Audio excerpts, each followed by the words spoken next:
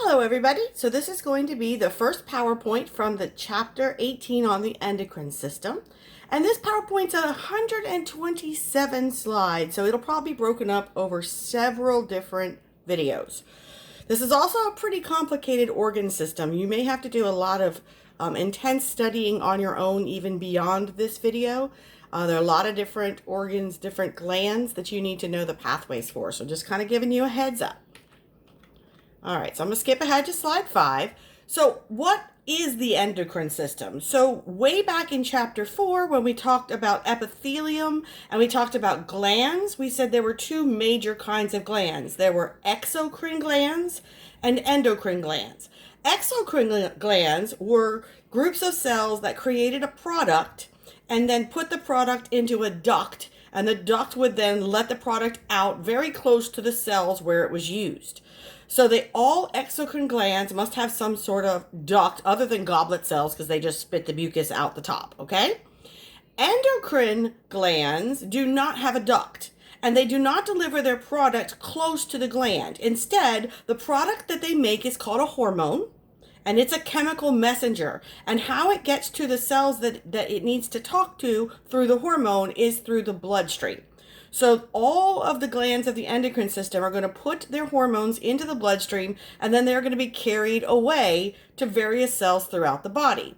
So the endocrine cells, and there are other tissues that aren't officially endocrine glands that also produce hormones. We get about 30 different hormones from all of these combined. And these, again, are chemical messengers, and their job is to control and coordinate different body processes. Now, different ways for cells to communicate. There's direct communication. That means that one cell can talk to its neighbor cell. And also back in Anatomy 1, we talked about gap junctions. They were like little tunnels that are passed through the cell membranes of two adjacent cells, and they would pass ions and signals back and forth. Okay, so this is highly specialized. One place we're going to see these be important, gap junctions, is in cardiac muscle when we get to the cardiovascular system. And in that case, we're going to pass current directly through them, okay? But it's relatively rare in our bodies, okay? Another way cells can communicate is called paracrine communication. And remember, para is a prefix that means around. And so we're going to have different cells, but they're in the same tissue, and one cell will put out a signal that is going to be picked up by a very close by cell in the same tissue. The next type of communication is called autocrine, and you know the prefix auto means self. So there are some signals that the cell puts out that causes itself to have a reaction. A good example are the smooth muscle cells create a chemical called a prostaglandin that they secrete. And then when that prostaglandin is outside the cell, it reacts to a receptor on the same cell and causes that cell to contract. So it's a kind of a self-regulating kind of deal, okay? And then again, there's endocrine communication. So endocrine cells are not usually near their targets, and they release their chemicals or hormones. They're transported in the bloodstream, and they can therefore go to lots of different places in the body, and many organs can be controlled through hormones. Now, how do you control who reacts to a hormone and who doesn't? Well, the target cell for each hormone is any cell that has a receptor for that hormone. So any cell that doesn't have the receptor is unaffected by the hormone as it comes out of the bloodstream. So a target cell must have the receptor, and it must be able to bind and read the hormonal messages. Now, what do hormones do? They can tell the cell to change the type, quantity, or activity of enzymes or structural proteins. They can alter the metabolic activities of lots of tissues and organs all at the same time, and they're generally used to control long-term processes like growth, development, and we'll see later on in Anatomy 2, the reproductive cycles. So hormones are good at things that take a long time, and so we build up the amount of hormone to control a process over time. Now, so far, ever since we got into chapter 12, we have been on the nervous system, right? Chapter 12, 13, 14, 15, 16, and even 17 with a special census. We're really just talking about the nervous system, which uses synaptic communication. So the means of communicating were electrical synapse, right? We'll release neurotransmitters to cross the synapses, but action potentials are just electrical currents. So the nervous system is really good at messages that need to travel quickly. So they're really good at crisis management. They're not so good at running processes that are continual or cyclical and take a long time, because a flash of electricity is just going to do a one-time thing. If we wanted synaptic communication to run things like, I don't know, a menstrual cycle, well, we would have to have constant nervous system stimulation. And that's just not really effective in our bodies. So nervous system control is faster, but more shorter or brief in its effect. Whereas hormonal control, endocrine control, is longer and slower. Okay, so it's kind of a trade-off. Do you want something to happen quickly, or do you want it to last longer? Those are the two choices. So both of these systems rely on release of chemicals. Those chemicals bind to specific receptors on their targets, and some of our chemical messengers can be both neurotransmitters and hormones. Our examples are norepinephrine and epinephrine, also known as noradrenaline and adrenaline. Both systems use negative feedback for their regulation, and they're both used to preserve homeostasis by controlling different metabolic functions. Okay, so the endocrine system as an entire system includes all endocrine cells and tissues that can produce hormones or paracrines. Endocrine cells are going to release them into extracellular fluid, which will end up being in the bloodstream. And again, this is unlike exocrine cells, which use a duct. And endocrine organs are scattered all over your body, from your brain all the way down to the pelvic region. Okay, so here's a little beginning of a graphic. You have the whole image in your textbook, but for the PowerPoint, they kind of split them up, okay? So these are parts that are going to be important for this organ system. The hypothalamus is actually a brain region, if you remember back from chapter 14. It is the link between the brain and the endocrine system. So it is going to create its own version of hormones that are going to be called neurohormones. And the neurohormones are going to be things like antidiuretic hormone and oxytocin, plus releasing hormones and inhibiting hormones that are going to control the anterior pituitary. Okay, so hypothalamus is a brain region, not an endocrine gland, but it is a direct controller of the entire endocrine system. The most important gland in our endocrine system is called the pituitary gland, or hypophysis. And it is divided into an anterior lobe and a posterior lobe. And this is what is produced and released in the anterior lobe are all of these hormones. And then these two that I mentioned are made in the hypothalamus are released from the posterior pituitary gland. We'll talk about how that happens in just a little bit. Okay, so between the hypothalamus and the pituitary, we pretty much control almost every other endocrine organ.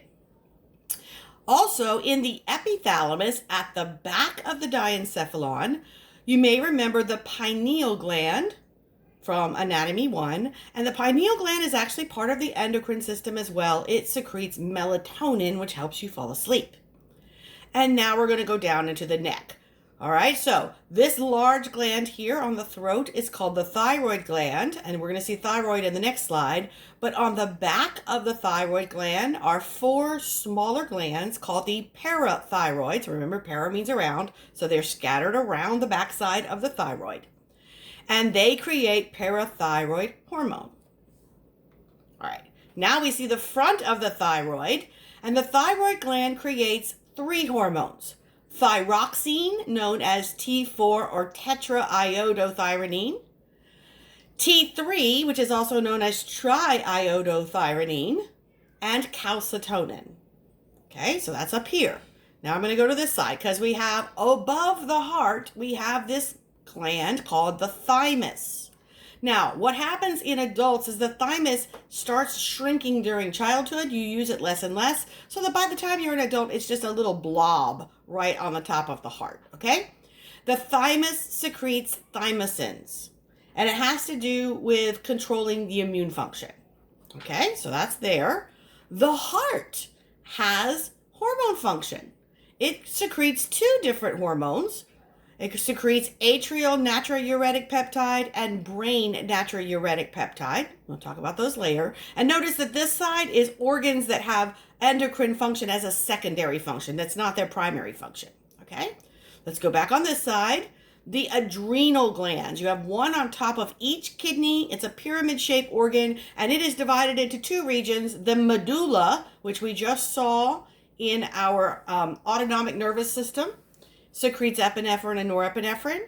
And then outside is the cortex. And the cortex has three regions called zonas. And there's zona glomerulosa, zona reticularis, and zona fasciculata.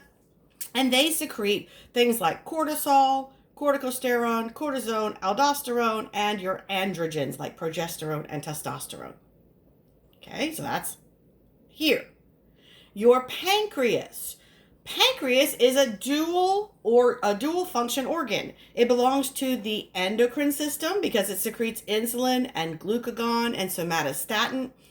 It also belongs to the digestive system because it is also an exocrine gland. It has a duct. And so when we get to the digestive system, we'll learn about all the different enzymes that are created by the other cells of the pancreas. But in this chapter, we're going to concentrate on certain cells called pancreatic islet cells that only secrete these hormonal products. Okay, let's go back over here. Adipose tissue. Your fat secretes hormones. The number one being leptin, which is supposed to help control appetite. The digestive tract has hormones that help with its own operation and absorption of nutrients and help control your metabolism and appetite. Your kidneys secrete hormones like erythropoietin, which stimulates more red blood cell production, and calcitriol, that has to do with the calcium level in your blood. And then the gonads, the testes in the male and the ovaries in the female, are major endocrine organs. The testes of males secrete androgens, primarily testosterone, and a hormone called inhibin. And the ovaries create estrogens, progesterone, and inhibin. And you notice that we're going to have more detail about these things in other chapters. So the main organs will be over here on the left side of this graphic, and accessory organs with endocrine function are over here. Okay, so let's talk about the actual message, the hormone. What is it made out of, and what does it do? So there are three classes of hormones. The first two are more related than the third. And the three classes are amino acid derivatives, peptide hormones, and lipid derivatives. Now, amino acids, you remember, they were the building blocks of proteins, right? There are 20 existing amino acids in our world, and every protein is built out of a different combination and order of those 20 amino acids. So some amino acids can be kind of changed structurally, especially the amino acid tyrosine and the amino acid tryptophan. And when we are kind of transferring these amino acid derivatives, we call them biogenic amines, and the tyrosine derivatives become your thyroid hormones, the ones we just looked at, T3 and T4.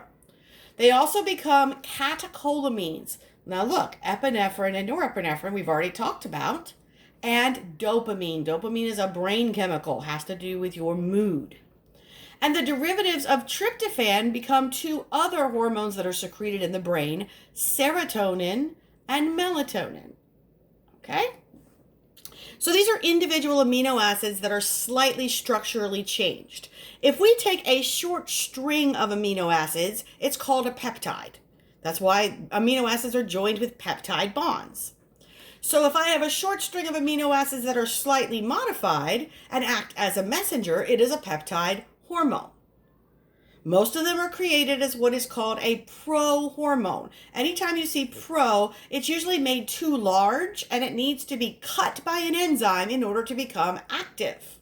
And the enzyme will have, something about ACE in its name, and it'll have something about the name of the hormone. Another way to know if it's a prohormone is sometimes it'll have ogen at the end of it. So this is not a hormone, but a protein. You will learn about one called fibrinogen that gets cut to become fibrin.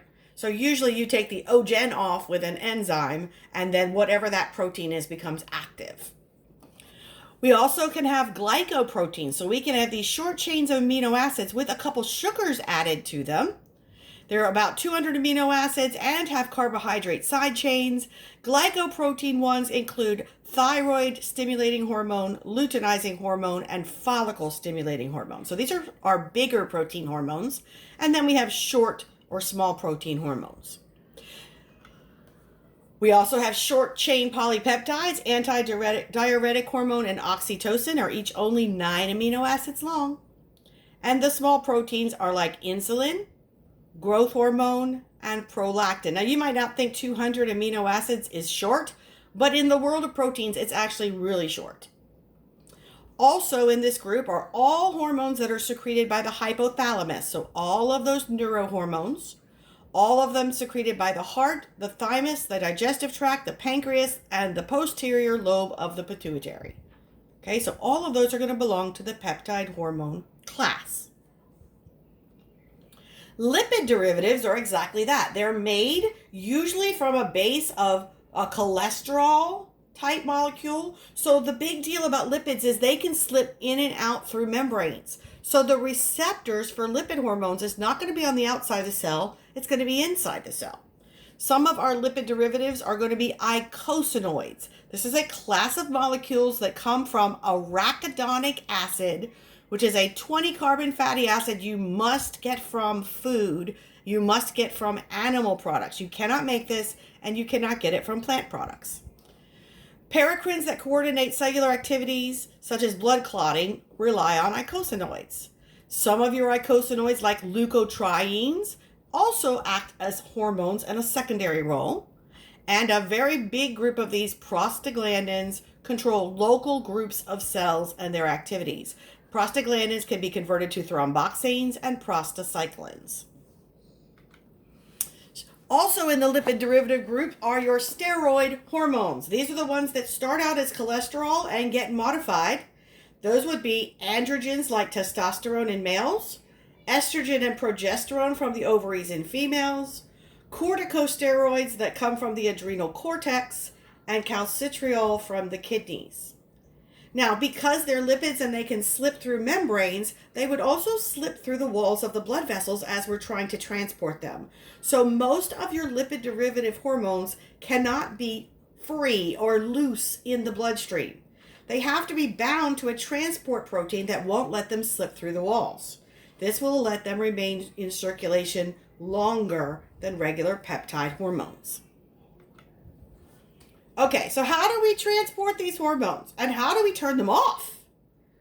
Hormones can either be free or they can be bound to a carrier protein. Usually if they are amino acid based or peptides, they're already a protein type molecule. They won't need a carrier. They are allowed to be free. The free hormones are functional for less than half an hour and they get inactivated when either they diffuse out of the bloodstream and bind to their receptors, they get absorbed or broken down by the liver, kidneys, or there are enzymes in place that are going to break them down in the blood or interstitial fluids. So in general, the amino acid and peptide-based hormones are very short-lived.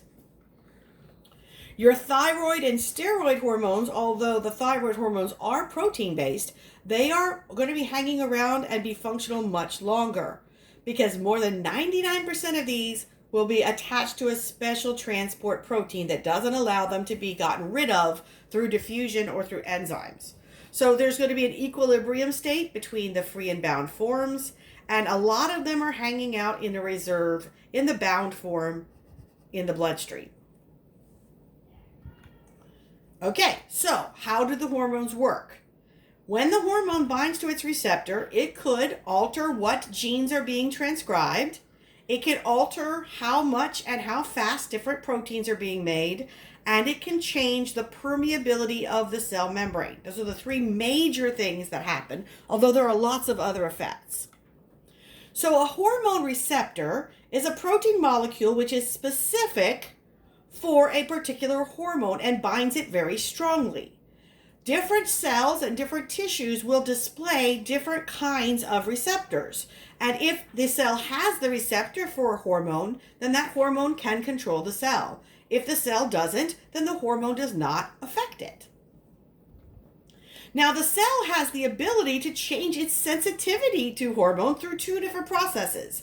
Downregulation means that the cell has a bunch of receptors out for a particular hormone, and once the hormone arrives, it binds to the receptors, then the cell pulls in all the other receptors and becomes less and less sensitive to the hormone. It downregulates its receptors, which would reduce the effectiveness of the hormone.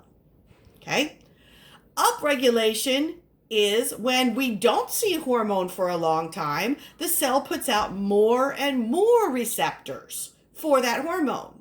So if there's very little of that hormone around, those cells are sensitized to it and they will bind to it. So that is upregulation of receptors. So downregulation makes a cell less sensitive to a hormone. Upregulation makes it more sensitive to a hormone.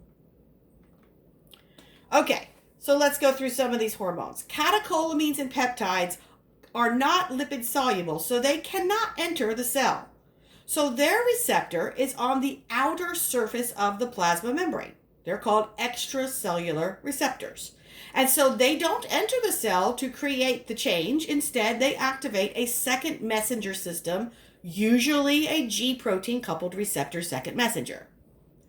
Steroid and thyroid hormones are lipid soluble, so they just go right through the outer membrane of the cell, and so their receptors are usually floating around in the cytoplasm.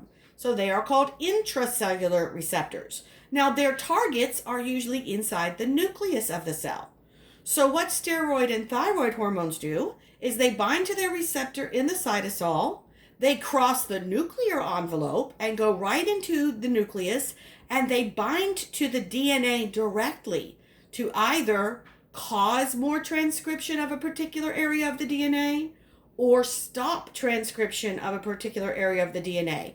So if you make more copies of messenger RNA, you're going to get more protein. If you make less copies because it's blocked, you're going to get less protein. So these directly affect which proteins and which genes are being transcribed and translated. And therefore, they can affect what's happening inside that cell.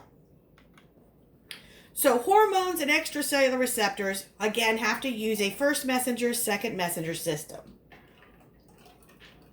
The first messenger is the hormone binding to the receptor outside the cell. And once it binds, it will cause an intermediary molecule to become active. This second molecule is our second messenger, and it can activate an enzyme, it can activate and inhibit an enzyme, or it can be a cofactor for an enzyme. And what happens is it changes the chemical reactions that are happening in the cytoplasm or even within the membrane. Some examples of second messengers are cyclic AMP, cyclic GMP, or calcium ions. Now, we usually begin a process with a second messenger, but it ends up in what we call a cascade of enzymes, or the process of amplification. So we activate a few second messengers, and then thousands of second messengers become active. And this, of course, magnifies what's happening inside the cell due to the hormone binding to very few receptors on the outside.